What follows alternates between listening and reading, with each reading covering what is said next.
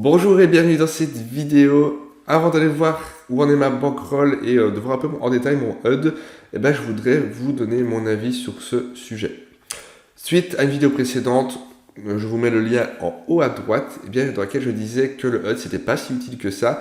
J'ai eu pas mal de retours de la communauté qui m'a très gentiment dit que j'étais dans le faux. Je me suis donc penché plus en profondeur sur le sujet et en effet, j'avais pas compris toutes les informations qu'on pouvait avoir grâce à HUD et maintenant, du coup, j'en utilise un. Alors, personnellement, vraiment, je trouve que le HUD c'est de la triche dans le sens où ça donne accès à des données qu'on pourrait pas avoir en Poker Live et que la majorité des humains ne pourraient pas avoir à moins d'être Rainman parce que ça demande vraiment énormément de calcul et de concentration et de prise de notes. Et ça permet vraiment d'exploiter encore plus du vilain. Donc dans ce sens-là, je trouve que personnellement, si les plateformes interdisaient le HUD, je trouve que ce serait pas une mauvaise chose. Cependant, c'est important de bien comprendre que factuellement, c'est pas du tout de la triche, puisque les plateformes autorisent tout simplement. Et puisque beaucoup d'autres joueurs utilisent HUD, c'est vraiment dommage de s'en priver.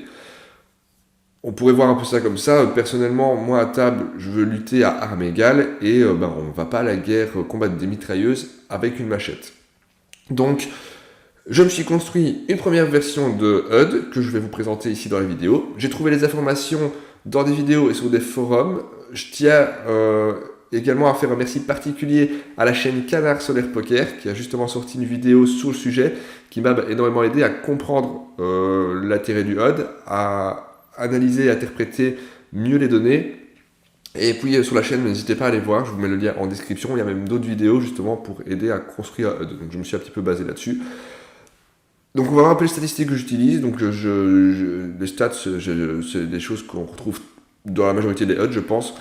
Et il y a des couleurs qui se mettent. Ça par contre, je ne vous donnerai pas les niveaux de couleurs parce que je les ai vus avec Clément. On va dire que ça ne m'appartient pas. Donc voilà, mais vous allez déjà avoir une notion ultra intéressante et je vous donnerai quand même quelques petites astuces sur comment j'ai défini certains niveaux. Donc j'espère que ça vous plaira et ensuite on ira voir ma bankroll et on fera un petit peu de main à table en utilisant le HUD justement. Donc ici, c'est déjà l'écran, on peut voir le HUD. Donc première chose que j'ai fait, c'est que moi j'aime bien mettre le HUD comme ceci en transparent et il s'affiche quand on met la souris dessus. Tout simplement à table, j'aime avoir une table épurée. Je trouve ça me rend fou en fait d'avoir des chiffres partout sur la table. Ça me paraît trop surchargé, ça me surcharge l'esprit. Et je sais pas, j'ai l'impression que ça nuit vraiment à ma concentration. Donc là, je le mets comme ça se voit pas trop et j'ai accès aux données quand je veux les voir. Donc, au niveau des données, on va les parcourir de manière très simple. Quand c'est vert, on est sur des joueurs plutôt loose. Quand c'est rouge, on est plutôt sur des joueurs tight. Donc là, on a un hit. Donc il n'y a pas assez d'occurrence qu'on se le dise. C'était une table en incognito, mais c'est pour vous présenter un peu les données que j'utilise. Donc là, on est sur NIT. Ici, on est sur deux fiches, par exemple. Là, on a une fiche qui était plutôt tight à table. On va le voir directement. Et là, on était sur une fiche qui était vraiment plutôt agressif à table. Donc, au niveau des données, je les ai organisées d'une certaine façon, que je vais vous expliquer en même temps. Première ligne des données, un petit peu global sur Villa, donc le nombre de mains, ultra important pour savoir à quel point c'est pertinent, à quel point ça a convergé. Le win one flop, pour une idée de son agressivité. Donc là, par exemple, on a un fiche qui était plutôt passif, il se battait pas trop sur le flop, et il allait de manière, on va dire, normale, voir la river et voir les cartes en face, donc il était un petit peu... pas calling station, lui par exemple était calling station, par exemple, mais on n'a pas assez d'occurrence. Lui, par exemple, il est à win when flop à 50 et when to showdown à 21 qui est trop bas. Donc ça veut dire qu'en fait il était très très agressif et il n'avait pas forcément envie d'aller voir les cartes de Villa. Donc quand j'allais contre lui à table, directement à cette première ligne, je sais que c'est un joueur agressif qui va... j'ai intérêt plutôt à avoir les papiers parce qu'il va directement agresser et il aura sûrement une grosse main. Ou alors il va énormément bluffer, mais encore une fois, 82 mains pour d'occurrence, c'est pas suffisant. Deuxième ligne, on va dire que c'est un peu la ligne de comment le vilain va attaquer, va se comporter au pré-flop. Donc on a le VPIP classique, on a le pré-flop race, le PFR classique, le 3-bet classique. Et là, j'ai repris ça de la chaîne Canard Solaire justement, il y a le cold call au bouton. Ça permet justement d'identifier, dans le cas où le joueur me semble régulier, de voir si c'est pas régulier, récréatif, qui peut pas s'empêcher de payer justement des petites mains. Donc souvent ce sera des pocket pairs ou des suités. Il n'a pas envie de les coucher, donc il a quand même envie d'aller voir le flop, mais c'est pas assez bon pour 3 bêtes, et en gros il n'arrive pas à la coucher, donc ça permet d'identifier certains joueurs. Donc c'est une donnée que j'aime bien avoir. J'ai été regarder la GTO, la plupart des coachs le disent également, il n'y a pas de range de call au bouton, donc vraiment ça permet d'identifier ça. Donc voilà un petit peu, donc VPIP au-dessus, là on voit qu'il est assez haut, donc lui je sais que c'était un fiche qui payait beaucoup, là aussi VPIP 51 c'est le cas, c'est 40, c'est vraiment élevé, donc il était assez, il openait beaucoup, assez large. Là typiquement on a un joueur qui est NIT, lui il openait vraiment pas beaucoup, et il raisait vraiment très peu aussi, donc ça permet vraiment d'identifier deux joueurs et d'adapter son jeu en fonction de ça, dès la première ligne, dès le pré-flop. Deuxième ligne, on va voir plutôt ici la défense au pré-flop. Donc première chose, c'est le fold to steal. Comment est-ce qu'il va se défendre si on essaie de lui piquer sa big blind à partir de la small blind, du bouton, voire du cutoff.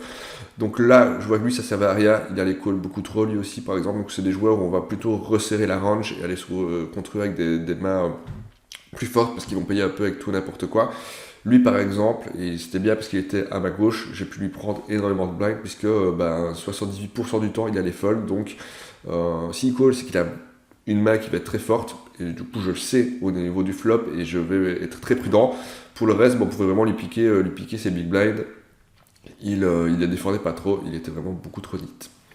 Deuxième donnée, c'est le fold to 3 bêtes, donc si je 3 bête le joueur, est-ce que il va se coucher ou est-ce qu'il va se défendre. Donc là on a un joueur qui typiquement, alors il y a 10 occurrences, c'est pas beaucoup, mais sur 10 occurrences on voit que une fois sur 10 seulement il a fold. La plupart du temps il callait quand il faisait à 3 bêtes, et j'ai vu call à 3 bêtes avec 4 et 5 offsuit, donc vraiment on était sur un bon poisson.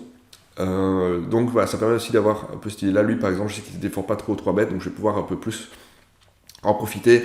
Et quand il open, alors encore une fois, il n'y a pas assez de mains. C'est vraiment pour l'exemple que je vous donne ça. C'est mieux de faire ça contre des joueurs où on a au moins 500 mains, et plus on en a, mieux c'est. Mais voilà, ça permet d'avoir une idée un petit peu de est-ce que ça vaut la peine ou pas. Lui, il fallait vraiment être sélectif dans les mains avec lesquelles j'allais le 3 bet, parce qu'il peut il a une cool avec tout et n'importe quoi, et quand le flop n'est pas dans ma range, potentiellement il peut être dans la sienne. Du coup, voilà, il fallait être très prudent. Et ensuite, comment il se défend également en faisant du 4 bet. Est-ce qu'il 4 bet quand on 3 bet? Ça fait partie aussi de la défense face aux 3 bet au pré-flop. Et donc là, on a une idée un petit peu de est-ce que il va 4 bet, et en fonction de la valeur également. Donc là, on n'a qu'une seule occurrence, mais ça permet aussi de savoir si la valeur est haute, s'il va 4 bet avec des bluffs, ou s'il va 4 bet juste avec ses premiums. S'il est en dessous de 8%, par exemple, le 4 bet, on peut se dire qu'il va plutôt être avec les Broadway, pas les Broadway, avec les premiums. Donc il faudra avoir les papiers pour call son 4 bet, ou mieux pour faire tapis, mais voilà, tout ce qui était 3 bêtes en bluff, ou des as dame off par exemple, ce sera pas judicieux de call. Or ça dépend de la position, bien entendu, c'est vraiment pour donner un peu des exemples, mais voilà, cette valeur de 4 bêtes est assez intéressante. Ensuite, on a deux lignes ici qui vont intéresser, c'est comment est-ce qu'il va être attaqué, comment est-ce qu'il va attaquer à partir du flop, et comment est-ce qu'il va se défendre à partir du flop. Donc la première ligne, c'est le fold, alors je me suis trompé, c'est pas le fold, c'est le flop, pardon. C'est le c-bet flop et c'est le c-bet turn, donc j'ai marqué flop, c-bet turn, c-bet. Est-ce qu'il va c-bet au flop? Donc lui on voit qu'il c-bettait très peu, donc en gros il était très agressif au début, mais après il s'est écrasé un peu. Donc là pas beaucoup d'occurrences, donc ça permet un petit peu de savoir. Lui par exemple, si je call, s'il open et que je call au pré-flop, je sais que il va en général me mettre au moins à barrel. Par contre, on voit que quand on arrive à la turn, si on a payé flop, il va plutôt s'écraser. Donc il était très, ça permet vraiment en très peu de temps d'avoir une idée. Encore une fois, avec 82 occurrences, mais imaginons qu'il y ait beaucoup plus de mains. On voit qu'il est très agressif, mais il est surtout agressif au flop. Et puis, si on call au moins une fois, il va plutôt s'écraser. Donc là, ça peut être intéressant de reprendre le lead à la turn et nous le faire folder, puisque il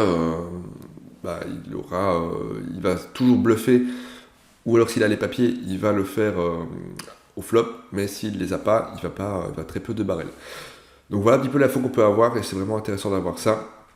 On a des joueurs aussi qui vont très peu, comme lui par exemple, qui vont très peu c-bet au flop, et donc on peut justement payer, prendre le lead directement à ce moment-là. On a ici également le c-bet, donc là c'est le c-bet dans les pots qui sont pas des pots 3 bêtes. J'ai mis également le c-bet dans les pots de 3 bêtes pour voir un petit peu est-ce qu'il va forcément mettre le premier barrel. Normalement, la plupart du temps, très souvent il faudrait mettre un premier barrel. Lui par exemple il ne le mettait pas assez, donc même si 3 bêtait, si j'avais la main je pouvais clairement reprendre le lead. Et je mets le donk bet. Le donk bet, j'aime beaucoup avoir cette info là aussi, ça permet de voir si on a un joueur qui peut un peu paniquer, donc c'est le donk bet au flop. Normalement il n'y a pas trop de raison de donk bet flop, donc j'aime bien, ça permet d'identifier les joueurs qui vont être un peu trop agressifs, donc voilà, info assez pertinente. Ensuite on a le fold au c-bet flop et le fold au c-bet turn. Donc comment est-ce qu'il va se défendre si c'est moi qui est open et si je lui mets un premier et un deuxième barrel. Donc lui par exemple on voit qu'il n'y a pas assez d'occurrence, mais imaginons qu'il y en ait plus. Flop il paye toujours une fois, par contre si on assiste un peu à la turn il va fold beaucoup plus, et donc c'est intéressant de savoir qu'il faut lui mettre le deuxième barrel. Lui par exemple, donc encore une fois pas assez d'occurrence, mais s'il paye une première fois il va plutôt fold ses mauvaises mains au flop, et s'il paye ses mains au flop sur notre c-bet, il aura les papiers à la turn, donc il va en général payer le deuxième barrel. Donc voilà un petit peu grossièrement les données que j'utilise principalement. Donc on peut mettre beaucoup plus de données. J'ai vu des HUD qui sont ou des HUD qui sont beaucoup plus complets. Moi ça me permet déjà de faire une prise en main avec, et je pense qu'il faut y aller progressivement. De mettre tout directement, c'est illisible. Il y a un moment, j'avais mis plus de données, et en fait, il y en a que je ne savais même pas interpréter. J'avais juste pris, j'avais recopié un petit peu ce que j'avais vu, et c'était pas hyper utile. Autre chose que j'aime beaucoup, c'est la deuxième petite fenêtre ici. C'est le pourcentage de mains qui est open à la small blind, au bouton cutoff, au hijack et au low jack, et ensuite en UTG. Donc ça permet en fait d'avoir une idée de est-ce que la range d'open est normale ou pas. Donc là, lui, on voit que au bouton, il ouvrait beaucoup trop, cutoff également. Alors ça se voit également avec le V-pip, mais ça permet de savoir aussi est-ce que l'anomalie, elle se trouve à small blind et au bouton. Dans ce cas-là, c'est le gars qui aime beaucoup voler les blindes, par exemple. Donc voilà, j'aime bien cette petite fenêtre que j'ai mis là. Au niveau des seuils, là je vous les donne. J'ai été voir les seuils d'open sur GTO Wizard. Donc j'ai vu par exemple qu'en small blind on peut ouvrir jusque 45%, il me semble, ou 42%, je ne sais plus. Donc j'ai mis à peu près une fourchette de 5%, plus ou moins, pour avoir une idée de est-ce qu'on est dans la fourchette ou pas. Donc voilà, j'ai été reprendre à partir de là. Donc là, on voit que moi, mes ranges sont plutôt proches de la GTO. Alors, c'est pas les ranges GTO. Je veux pas les donner forcément, mais c'est pas les ranges GTO, mais on voit que je ne suis pas si éloigné, donc c'est assez intéressant. Et moi, la plupart des joueurs essayant de copier la GTO, enfin sauf les fiches qui ne s'y intéressent pas du tout, ça permet justement de voir est-ce qu'ils sont un peu dans cette norme-là, est-ce qu'ils ont des ranges que je vais pouvoir estimer normaux quand je joue contre eux, ou alors est-ce que, comme lui typiquement, est-ce qu'ils sont beaucoup trop loose. Donc voilà un peu toutes les infos. Si vous avez des questions, n'hésitez pas à vous les poser en commentaire. Et puis n'hésitez pas à rejoindre le Discord si vous voulez, on pourra échanger un petit peu sur le HUD. Cette première version risque d'évoluer dans le temps, mais en tout cas pour le moment je suis très content et je commence un peu à la prendre en main. Et on va faire quelques mains après, on va pas en faire tant que ça pour pas que la vidéo soit trop longue, mais on va voir si on peut utiliser ça pour exploiter des villas juste après. On va maintenant voir un petit peu où en est ma bankroll. Donc ma bankroll, ça se passe plutôt bien. Alors hier j'ai eu la pire journée de ma vie, j'ai perdu 7 caves je crois. Alors, il faut prendre plusieurs choses en compte. Donc ça se passe plutôt bien, j'étais monté là au plus haut, j'étais à 220 €, donc à 250 je comptais passer en NL10. D'ailleurs à 250 je compte toujours passer en NL10, ça n'a pas changé. Hier j'ai eu une journée où vraiment ça n'a rien touché et j'ai même fini, et j'en suis pas très fier mais c'est important de le dire, j'ai un peu tilté sur la fin. Je me suis arrêté immédiatement après quand j'ai senti que justement j'ai commencé à tilter, c'était pas encore arrivé, mais hier ça ne voulait pas. j'avais des joueurs, des bons clients à table, des clients qu'on aime, et il n'y avait pas moyen, je ne touchais rien du tout, et quand j'avais appliqué quelque chose, j'étais call, et puis sur la river, il touchait, donc on connaît tous ces journées-là. C'est la pire que j'ai depuis le début. Je pouvais pas lutter. J'ai essayé de garder mon calme le plus longtemps possible. Alors j'ai fait des erreurs quand même, des erreurs qui m'ont poussé à la faute. Par exemple, c'est que j'ai joué 2h30 d'affilée. Alors d'habitude je joue 1 heure, je fais une pause. Je fais déjà des sessions qui sont pas plus longues qu'1 heure. Donc là j'ai trop joué. Donc du coup, déconcentré sur le long terme. Donc ça m'a un peu poussé à la faute. Et je vois que même si je me dis que c'est la variance, j'ai pas eu de chance, je touchais pas. Il y a quand même, je vois quand même que ma courbe ici en rouge, j'étais moins agressif. Donc à la fin, j'ai quand même un peu lâché prise. J'étais moins agressif parce que voilà, j'étais un peu dépité. Donc mon jeu a changé. Je peux voir quand même que sur ce graphique, mon jeu a changé suite à ça. Donc j'ai été impacté émotionnellement et voilà, il y a un travail à faire là-dessus de justement réussir à avoir ce détachement émotionnel lorsqu'on joue sur les tables.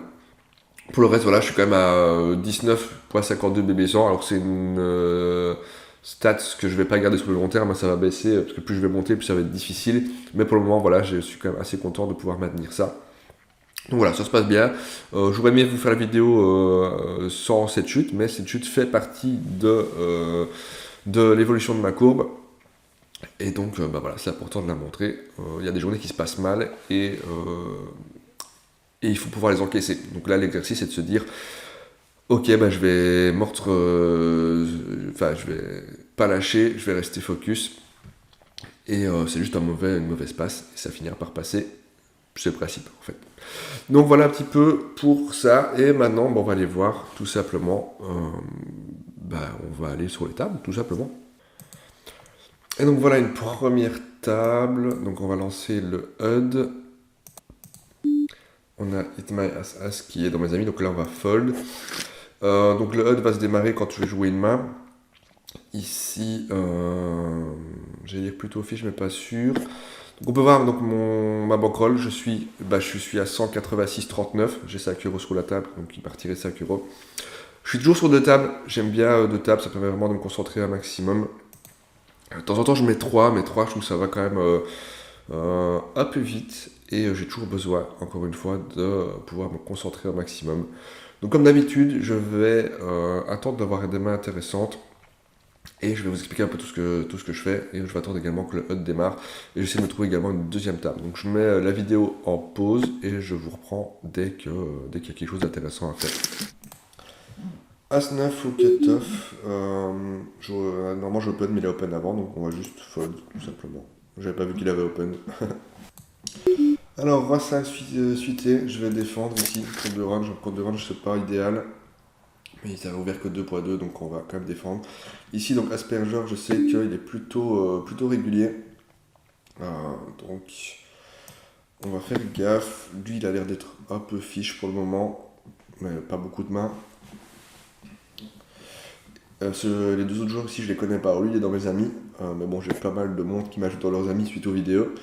Ça veut pas dire grand chose. Ok, je vais juste check, j'ai le 5. Mais en vrai, on n'a pas grand chose. Donc on a de la showdown value. Donc ici, je vais juste check. Et en vrai, même si quelqu'un bête, je pense que je vais fold ma main.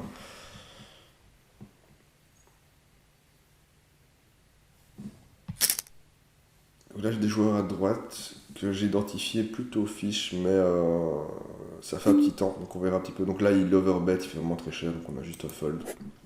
On va pas les payer. A5, on peut open cette main. Dame 8 à droite, on va pouvoir peut-être faire quelque chose aussi. Source flop, je sais pas si je sais bet un tir ou pas, j'ai pas de données sur lui pour le moment, donc on peut pas vraiment encore exploiter. Je vais plutôt checker sur ce flop. Il risque de mal évoluer pour moi. Exactement, voilà, une dame qui fait rentrer pas mal de 4. Ça fait rentrer les couleurs. On a un peu de showdown value avec l'as. Donc là, je vais checker à droite. Et on va lâcher le pot. Ça se voyait dès le début que je préfère attendre une carte en plus pour bet, en fait. Ici, il y a trop de choses qui pouvaient rentrer, qui allaient... voilà, si la 4 rentre, il va jamais fold par la suite. il pote, bah voilà, bien joué à lui. On lui laisse ici à droite, on va check. On est sur... dans un pot dans lequel on n'a pas envie forcément d'être, on va juste check. Et on va check. On va fold, ici on va fold, et on va prendre une bonne main. On a As-10 off, on va open ici au hijack. Hijack ou ITG, puisqu'on est à gauche. On fait top pair, top kicker, donc on va directement c-bet un tiers. Je pense qu'on va pouvoir, s'il paye, lui mettre 3 barrels. Ici, avec roi valet, je vais les squeeze. Ok, donc le 8 qui me laisse toujours probablement la meilleure main, à moins qu'il ait 2. Faut pas avoir peur du 2 forcément. Donc on va c-bet 3 quarts du pot. Pour value, ma main, il fold. Là on va fold, on va voir comment ça se passe ici à gauche. Donc Asperger, il est reg comme on a vu, mais il fold tout 3 bêtes. Il fold quand même pas mal, donc sur un squeeze, je pense qu'il pourrait.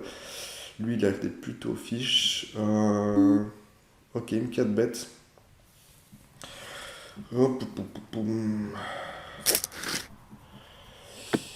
Une 4 bêtes, il a la position sur moi. Donc je vais juste fold. On a essayé, pas de chance pour cette fois. Roi 5, on va pouvoir open ici.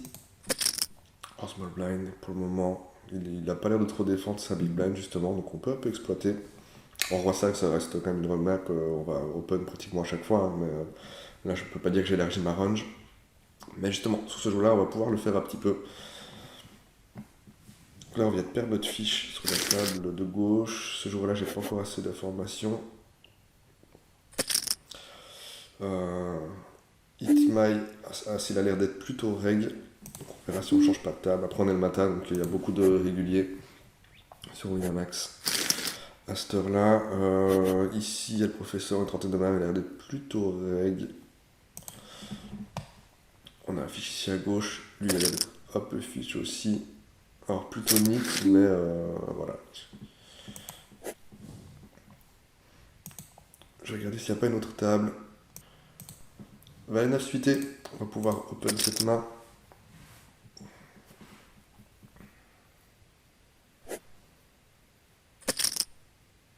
Et on se fait 3 bêtes par un joueur qui a l'air un peu passif justement. Donc on va directement fold. Alors, il fait pas très cher. Vu la position, on aurait pu faire x4. On va quand même fold. Roi 10 à gauche, il a limp. On a une main qui est quand même intéressant. Donc on va mettre 5 big blind. Faire payer un peu plus cher. Quand il limp, il ne représente pas une grosse main. Donc on veut value sur ce flop. Je vais quand même mettre un premier barrel si un 10 sort. Ou un roi. On est plutôt bien. Ça va se monter. Maintenant, il est peut-être connecté à sa range. Je vais faire petit. On va voir s'il va me relancer. S'il me relance, c'est que potentiellement il est bien. Et là, il se couche direct. Donc on prend ce petit pot et on est content parce que le board, le flop était pas terrible. Donc là, on va fold. Ici, il défend plutôt bien ses big blinds. On va quand même open. C'est une main qui est intéressante à open. Là, 6, on va fold. Et on prend et on va attendre la prochaine main. Ce sera celle-là. On peut également open. 10 et 8 suité au bouton. C'est une main qui joue pas trop mal.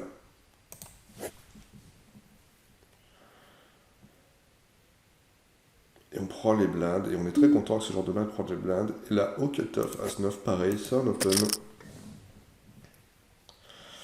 Donc ce joueur-là, il a l'air d'être plutôt fiche. Il a un VPIP de 61, donc il est beaucoup là. Il n'est pas très agressif. On fait le 9, on a l'as kicker, donc il n'a pas forcément un 10. Donc on va se bet. Ok, donc bet.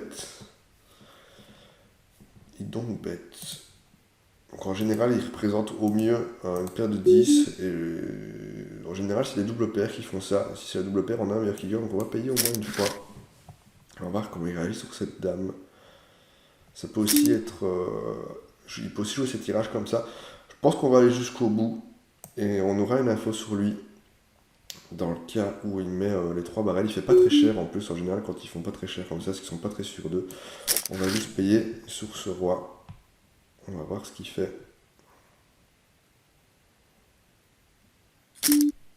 Il fait pot. Comme j'ai dit, je vais payer pour la formation.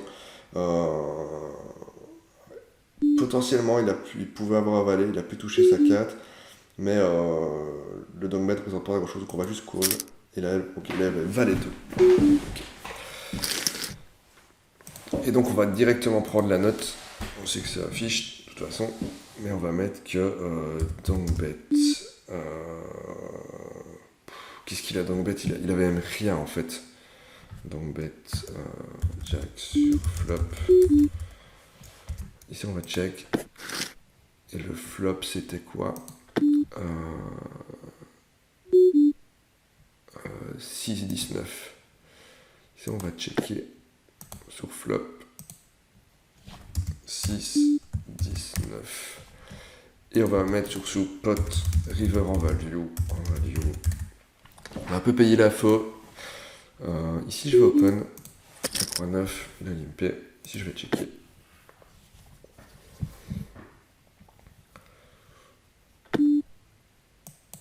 Donc on sait qu'il va plutôt être en bluff quand il dongbet comme ça, ce qui va souvent être le cas. Donc là c'est moi qui open. On a une dame, une hauteur dame. Je vais essayer de mettre un tiers.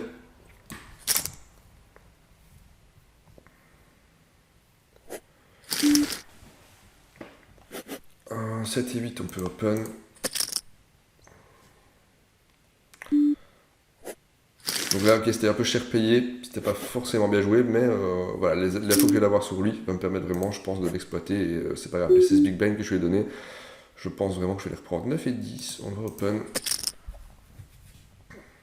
Donc là c'est bon, je l'ai marqué comme fiche. Et le professeur il me faut un peu plus de main, il a l'air d'être quand même plutôt reg.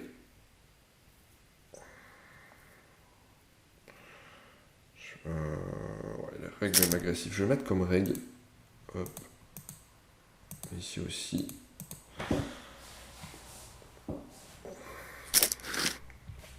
On fait le 9. On a le 10 qui nous donne une gutshot en plus. Il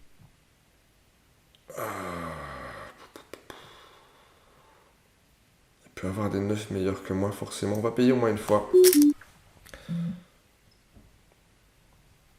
Après quand il paye dans un pot 3-way comme ça, c'est que normalement il est pas sans rien. Ok, donc bet assez cher.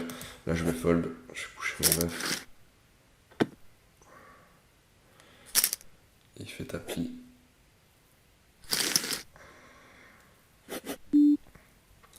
Ici on va fold, ici on va fold. À gauche, on va défendre avec 6 et 4 suité face à l'open. On va check et je pense qu'on va give up si ma première barrel. On n'a vraiment pas touché le board, c'est à rien. Ok, check back. Je vais check. Si check encore, je vais pot la river en bluff. Essayer de choper le pot. Ok, il y a la couleur qui sort. Je vais faire pot. Pour moi, il a rien, il représente rien du tout. Par contre, il a énormément de mains qui me battent. Enfin, là j'ai une paire de 6, donc j'ai quand même quelque chose. En vrai, j'aurais pu checker, j'ai un peu de choix dans le value. Mais il peut avoir un 8. Je pense que. Bah non, avec le 6, j'aurais dû checker. Je pense que j'aurais dû checker, jouer ma showdown value. Et éventuellement payer si. Ouais, parce que là maintenant je suis baisé. Je suis baisé. Il fait assez cher.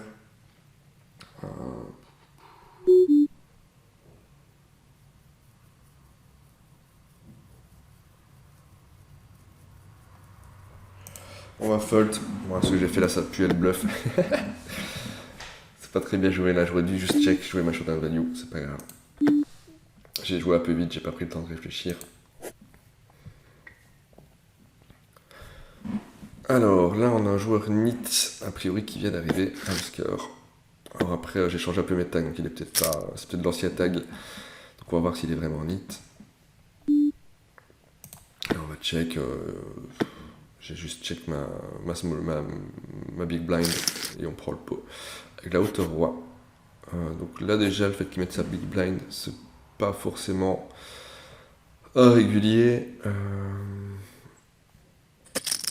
Ok, il open. Ici, je vais fold du coup. Alors, je vais quitter la table ici, parce qu'il y a trop de réguliers. Donc ça, c'est un fold. Ici, on va défendre avec 9 et 7 suité, et on chope une open-ended. Ça m'arrange pas, le Bordeaux qui est devant. Tac, on va checker. Sur ce 9, on a la top paire, donc on va se bet mi-pot. On va remettre de table. Voilà. Ici, on va fold. Ici, à droite, paire de 6, on va open. J'ai des joueurs que je ne connais pas. C'est pour ça que j'ai joué à cette table-là. J'ai des joueurs que je ne connais pas. Juste Asperger, donc le régulier. Mais bon, les deux ici sont pas cavés, donc c'est plutôt signe que ça doit être des fiches. Sur ce flop, avec l'auteur As, on va se bet à tiers. On va se bet à tiers range. Ok, sur ce 9, il check assez vite. Je vais check back. Et on verra ce qu'on fait à la river. Bien entendu, il a des As. Il check back. On a de la showdown value, on va checker également. Il avait As4, ok, il n'a pas value son As. Intéressant de voir qu'il n'a pas assez de value. Donc c'est un joueur qui a l'air de plutôt slow play. Donc c'est pas là que j'aurais de ma note. Slow play, river.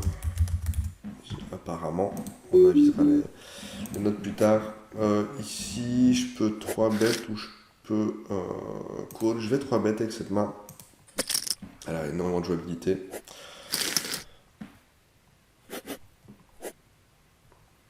Ici, je vais pouvoir open. En plus, on sait qu'il défend pas trop ses big blinds, donc on peut y aller. Enfin, ouais, il défend pas tant que ça. C'est marrant parce qu'il a l'air d'open assez loose. Mais il défend pas beaucoup au big blind.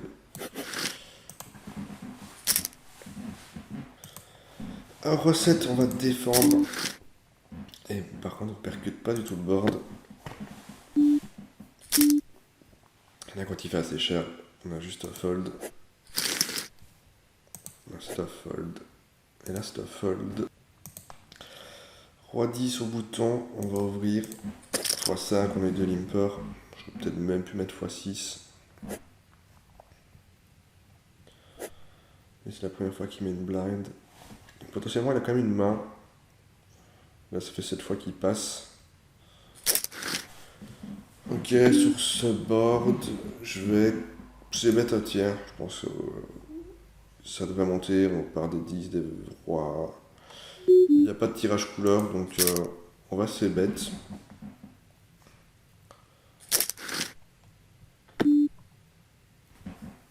J'hésite à 2 barrels la dame.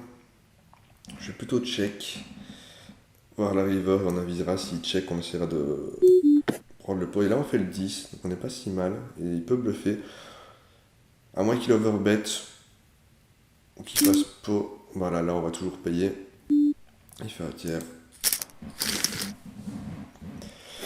Ici, valet 6. On va fold. Enfin, c'est son open. Ici, As-3, c'est un fold également. Ici, on peut open avec 8 et 10. Suité, il a limpé.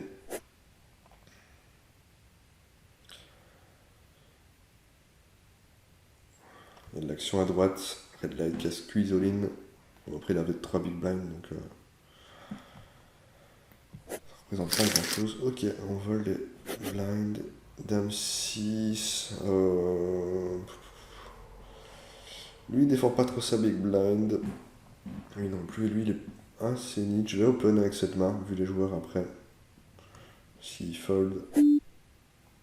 Et là, il est en train de s'emballer à faire des tapis. Ici, on va open dame 6. Je le ban de ma range, mais on va open quand même. Et là, le As 8, on va pouvoir. Je pense qu'on va call. C'est plutôt un call sur les open des différentes positions. Et on n'a même pas besoin de faire quelque chose. On change le blind. Donc là, on va pouvoir open avec 10 et 8 si ça arrive jusque moi. Là, stop fold. On va voir. Lui, il a l'air d'être Fish et nit. On va le laisser en bleu. Pour le moment, on avisera après. Encore une fois, 18 c'est un peu le bad range, mais bon, on sait qu'il fold facilement et déflore pas trop cette grosse blind, donc on en profite. Et on va faire pareil avec le dame 3 maintenant. Alors on a un limper. Ici je vais check et on fait le valet. Il check. On va value, hein, on va mettre une big blind.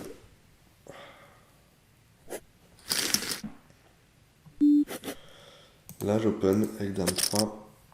Eux ils déportent pas trop leur big blind. Et on va voir contre lui ce qu'on fait. S'il call. Voilà, 8 et 2. Ça résume un peu, j'ai eu beaucoup de mains comme ça ce matin.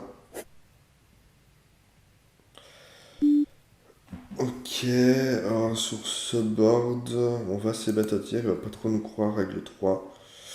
Je vais plutôt check back. Non, je vais value. Tout à l'heure, quand il avait son As-4, il a pas value river, c'est un joueur qui est trop passif. Il faut que ce soit moi qui mette de l'argent sur la table. Donc il fold, c'est pas grave, mais ça aurait été une erreur, je pense, de check avec l'idée de le laisser bluffer, alors qu'on sait qu'il bluffe pas en fait. Donc on peut essayer de value direct. Ici on va fold. Ici à droite, comme d'hab, on va open. But ici c'est une main qui est clairement intéressante à open. Encore une fois, il défend pas trop. Là il a défendu. Il 3 bet pas très cher. Mais on sait qu'il défend pas trop celle-là, donc en général c'est qu'il a il y a de grandes chances qu'il est mieux que nous, donc on va juste fold. Tout simplement. Ici on va fold également. Encore une fois, 9 et 7. Normalement, c'est même pas une main que j'open. C'est trop bas. Mais comme il défend pas trop. Alors, il m'a trop bête une première fois, on va voir s'il continue. Mais sinon, on va pas en abuser. Ah bah, du coup, là. Je pense qu'on est repéré. On va fold. On va voir si c'est un peu la range du coup.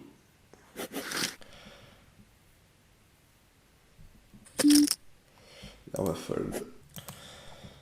As-4 suité. On va 3 bet l'open du bouton. Si je vais fold et on chope les nuts direct. Enfin non, les nuts serait la 4 flush. Mais bon, ça fait très peu de combos. Je vais plutôt check et le laisser bluffer. Il a l'air d'être plutôt régulier, donc je pense qu'il va bluffer. Je vais plutôt mettre rec fish, c'est la différence. Ok, on va call au moins une fois. Donc là, je vais pouvoir open à gauche. On va check back, voir s'il continue de bluffer.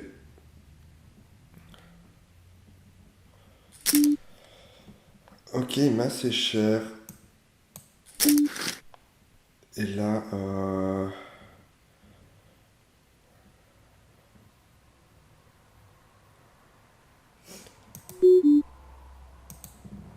là, vu le pot, vu son size, je vais faire tapis. Je suis pas sûr, s'il est en bluff, je suis pas sûr qu'il est en bluff. S'il a la 4, il va toujours coller.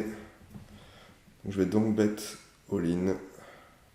Je suis pas sûr qu'il bluffe la troisième river.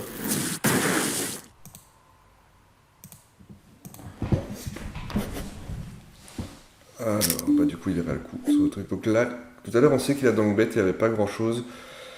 Par contre, on est en 3-way, j'ai pas de tirage couleur, j'ai pas grand chose, donc je vais fold cette main. Je sais pas si j'aurais dû check. J'aurais peut-être dû check, je sais pas. Je verrai avec Clément, vous me donnerez vos avis sur cette main. Après, j'open, il y a des cartes dans sa range, peut-être que j'aurais juste dû check. Mais ça aurait été dommage enfin après, j'aurais pas gagné moi. Si j'avais check, j'aurais peut-être pu bluffer une fois de plus. Bon, vu qu'il a fold, il représentait pas grand chose là. Sur cette auto race, on va 3 bêtes. Oh, on va c'est bet à tiers, pardon.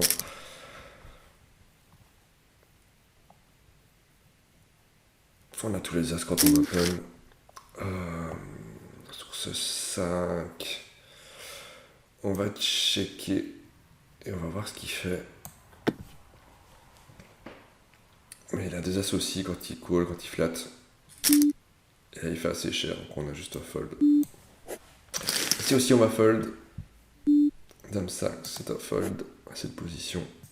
Alors ici à droite, j'ai open avec Valet Dame, j'ai oublié de record. Je discutais avec Hitmai, il avait sur la couleur tout à l'heure, il avait un brelan. Et là, on fait une main assez intéressante. On va le relancer quand il donk bet une big blind, parce qu'il n'a pas grand chose. On a top pair, on a du backdoor flush, backdoor quinte. À gauche, c'est un fold. On a sûrement mieux que lui, il n'a pas de 3 bêtes très cher. Et là, quand il donk bet une big blind, c'est vraiment signe de faiblesse. Et voilà, et on est content. Normalement, c'est pas une main avec laquelle je vais call, mais en contre-affiche de temps en temps, ça vaut la peine, surtout quand il fait pas cher, ça relance, et qu'on a la position sur lui. Typiquement, là, ça valait la peine. Et donc, je discutais avec Hitmai As-As sur la main où j'ai donc bet Nippo. En fait, il avait un brelan de 10, donc j'aurais dû checker, il aurait misé, et j'aurais pu le déstacker. Donc, pour le coup, c'était mal joué de ma part. Et d'ailleurs, il m'a dit... Il m'a dit, merci mon youtubeur préféré, j'ai vu tes donc bet Shove River, c'est de la value ça. Donc je me suis fait avoir à cause de mes vidéos. C'est dommage, mais bon. Voilà. Et lui, je vais pouvoir le mettre. De toute façon, ça commence à se dessiner quand même plutôt régulier. Donc on va marquer ça. Et bravo pour la discipline d'avoir foldé le brelan. À gauche, on open avec la paire de 10. Ici, on va fold. Et on approche tout doucement de la fin de la session, encore une dizaine de minutes. Alors dans la vidéo, il n'y aura peut-être pas 10 minutes. Et on va être contre Steph Sec, j'espère. On a une main intéressante.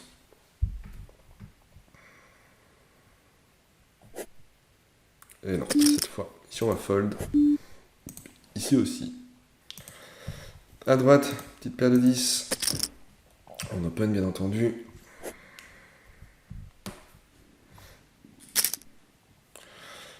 On a un joueur qui nous flatte en big blind.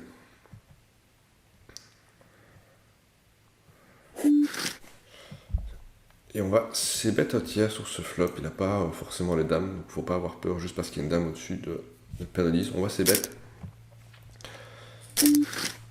Il coule assez vite. On sait qu'il est plutôt passif, donc on va checker. Faut pas miser. Et là, on va juste jouer notre showdown value. Parce qu'il peut avoir slow play une dame. Et s'il bet pas trop cher, on va quand même payer sur cette petite mise. Alors, ça représente clairement une dame, mais ouais, c'est ça, dame 9. Moi, on paye quand même. C'était pas cher payé. Bon, on a bien repéré le personnage, donc du coup, prochaine fois, je payerai même plus. Il bet vraiment que en value. Bet slow play river. On va marquer bet en value. Donc voilà, on ne le paiera plus. Ici, on va défendre paire de 4. Ici, on va fold. Et on va checker celui qui a open, donc on va le laisser parler en premier. Bien entendu, ça peut être juste un c-bet à tir range. Surtout qu'il est assez régulier. Je vois que il c-bet la moitié du temps. On va quand même payer une fois. Si un 4 sort, il y a moyen de faire quelque chose. Mais on ne paiera pas deux fois. Là, c'est à 8. Et je vois qu'il ne s'ébête pas forcément beaucoup à la turn en plus. Donc là, c'est là qu'on voit que le tracker va être intéressant. Donc là, s'il check et qu'il ne met pas deuxième barrel, on peut clairement, surtout sur cette carte, lui bluffer la river en faisant pot. Après, bon, il a pu toucher aussi. Ici, on va ouvrir à droite. Et c'est là qu'on voit que le tracker est vraiment intéressant. Et voilà, et du coup on prend le pot. Et là, j'aurais pas fait ce play là si j'avais pas vu que il s'ébêtait pas sur sa turn. Donc là on va... J'ai open, mais je vais checker sur ce board. Ici je vais fold. Ce board qui peut très mal... Là il check. Ici je vais c-bet un peu en tiers. Alors je value pas grand chose, je suis plutôt en bluff, mais je vais plutôt il fait croire que je veux value, c'est ça, une 4, quelque chose, sur des petites mains. Et là, je suis content. Bel exemple de l'utilisation du tracker. Ici, on open, évidemment, roi-dame.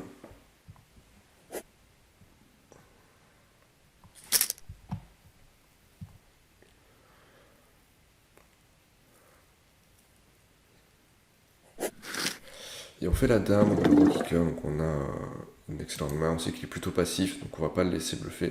On va se bet au tiers. Là, par contre, on va 2 barrels quand il paye. On a vu tout à l'heure, quand il avait vraiment rien, il a plutôt tendance à se coucher. Donc on va lui mettre un 2e barrel. Et s'il colle, on pourra peut-être mettre un 3e. Il peut jouer des tirages couleurs, des tirages quinte. Et là, sur cette brique, on va faire mi-pot. Une dame va payer le mi-pot. Peut-être qu'un valet aussi. J'ai envie de faire payer un peu des dames qui seraient moins bonnes que les miennes. Je le vois pas avec As-10. Alors, il est très passif. Peut-être qu'il a As-10 et qu'il l'a pas relancé. En tout cas, les tirages ont raté. Donc on va value sur une dame, un valet. Il paye. Il avait dame 10, donc il avait une dame moins bonne que la nôtre. Donc c'est vraiment exactement ça qu'on voulait value. Donc c'est parfait. Ici, cette position, le roi 9, c'est un fold. Et ici, on peut open. Alors, quelle heure est-ce qu'il est? Ok. On va s'arrêter après cette main-là. On fera le bilan des comptes. On verra un peu où on en est.